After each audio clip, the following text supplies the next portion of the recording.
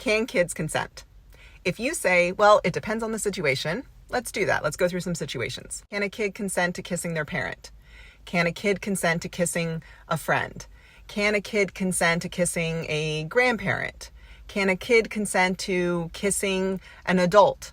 Can a kid consent to kissing an adult on the lips? Did it go from like easily answering it to getting a little uncomfortable?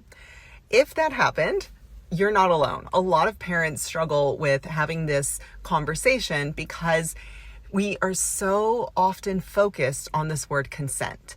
And I want to help parents step back from that and remove consent language from the conversation. Here's what I mean. Many times parents, what they're trying to do when they're having a consent talk with their young child is they're trying to build up their child's bodily autonomy. They're trying to make sure that their child knows that they don't have to do anything with their body that they don't want to do. But parents will stray from that goal of building up their bodily autonomy to focusing on this permission-based idea of consent, that you're giving a yes or a no.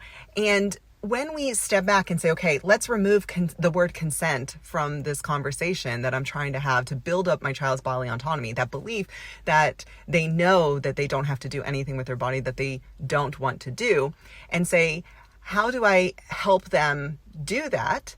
That is by helping them to place body boundaries. And that's where you can get into a little bit of this nuance at a younger age and talk about different scenarios and how different body boundaries are in place at different times.